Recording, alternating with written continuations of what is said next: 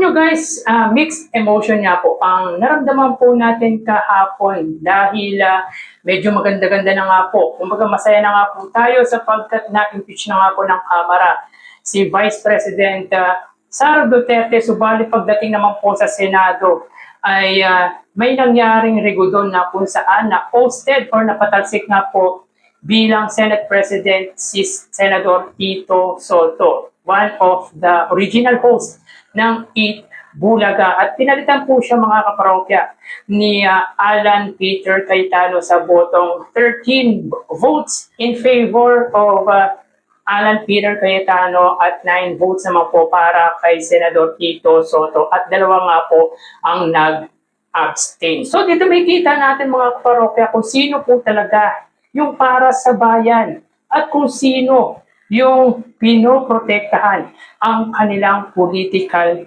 career. Talagang ang politika dito sa ating bansa ay garapalan at napakadumi. So yung 13 votes na to mga kaparokya in favor kay Alan Peter Cayetano ay mga involved nga po sa anomalous flood control at yung ilan pa nga po mga kaparokya ay nasasangkot sa korupsyon. At ang nakaka-disappoint pa dito mga kaparokya ay si Senador Bato de la Rosa na matagal nga po hindi pumasok sa Senado. Yung pinapasweldo natin na hindi naman po nagtatrabaho ay bigla pong pumasok para bumoto at para patalsikin si dating Senate President Tito Soto. Grabe mga kaparokya, matanggal lamang po si Tito Soto kahit nanganganib ang kanyang buhay. Kumbaga mga kaparokya, ginawa po siyang sacrificial ni Sara Duterte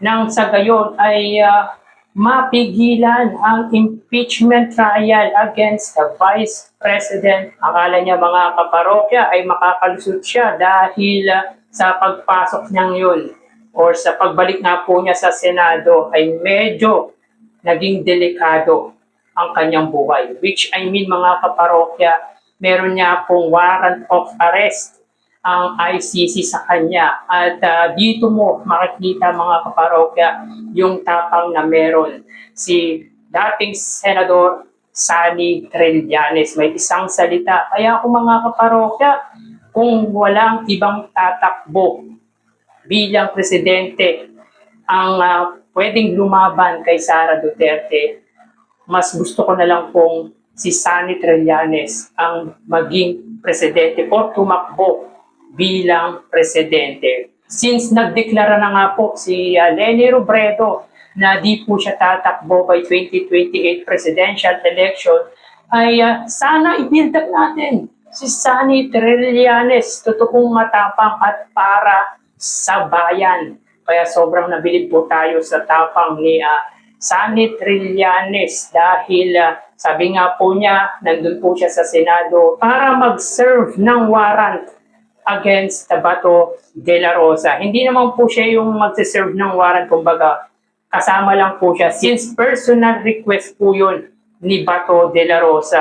Publicly naman po mga kaparokya na sinabi ni Senador Bato de la Rosa na make my day, ulihin daw po kasama ni Sani Trillanes yung mga taga-ICC. But yun na nga po, binulaga po siya ni Sani Trillanes. At kita po natin mga kaparokya na talagang may isang salita si Sani Trillanes. So mga kaparokya, yung 13 votes na pumabor nga po kay Alan Peter Cayetano ay makikita po natin dito ang listahan.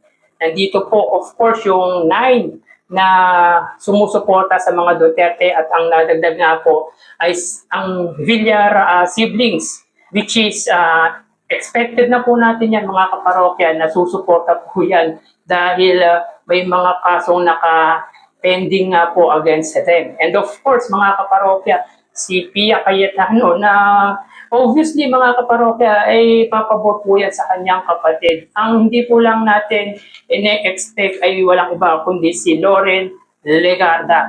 But in the same time mga kaparokya, alam naman po natin na may kaso ang kanyang anak. At syempre, para ma-absuelto ang kanyang anak ay papabor po siya sa majority. So ganyan po talaga ang politika mga kaparokya. At kung titignan nyo, yung list ng in favor kay Alan Peter Cayetano ay puro na involved sa korupsyon.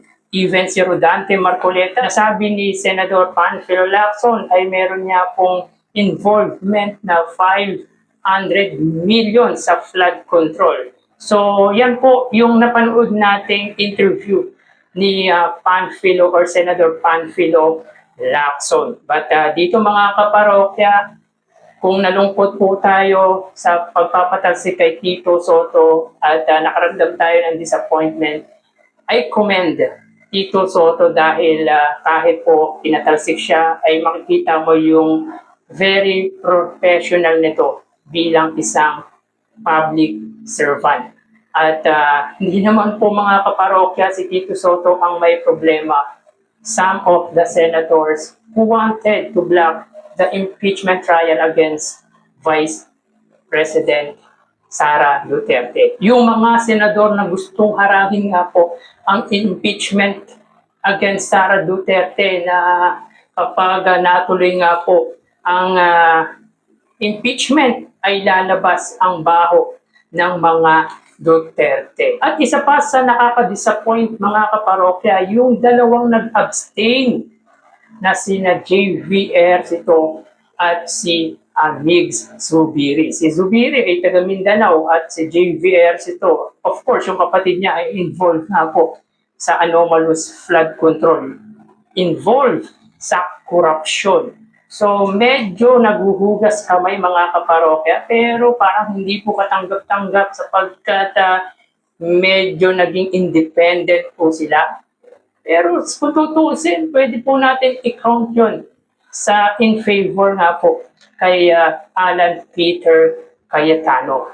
So yun yung mga rigudon mga kaparokya na nangyari kahapon sa Senado. Okay na sana dahil may impeach na nga po si Sara Duterte. Kumbaga, bigyan natin ng benefit of the doubt yung sinasabing anomalya ni Sara Duterte. But as a citizen ng bansang ito, ay gusto ko rin pong malaman yung katotohanan. Gusto rin po natin malaman yung about sa confidential funds or kung ano man pong issue ang ini-involve kay Sara Duterte. As a citizen of this republic po, I just wanted to know about yung mga secret banks o yung mga anomalya na pinagagawa nga po ni Sara Duterte at ng pamilyang Duterte. So dito may kita mo mga kaparokya kung sino talaga ang para sa bayan, para sa masa.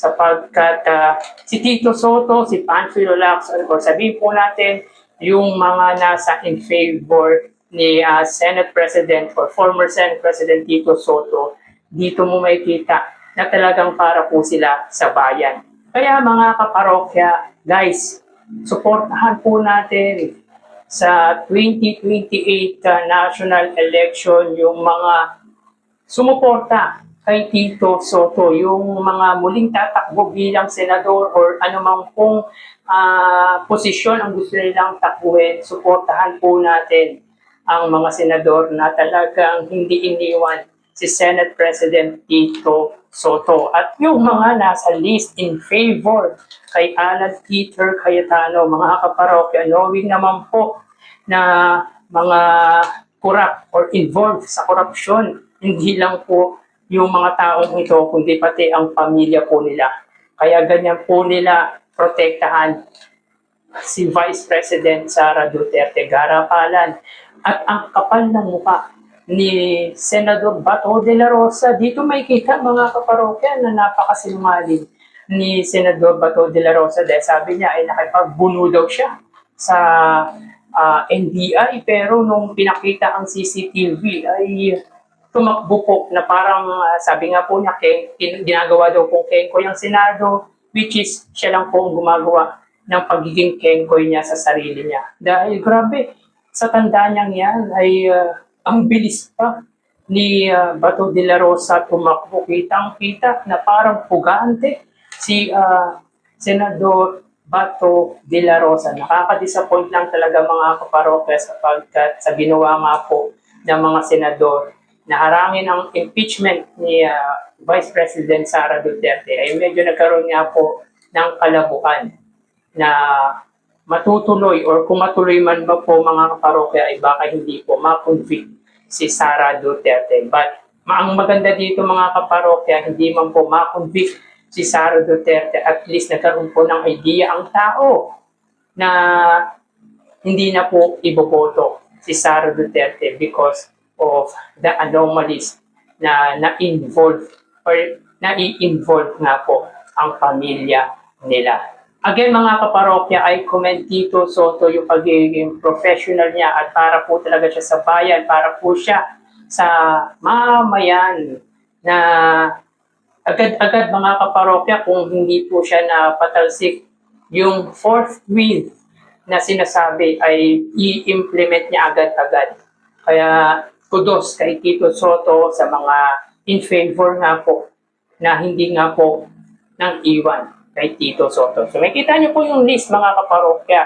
Yung nag-abstain dyan mga kaparokya, hindi ko na po yan iboboto.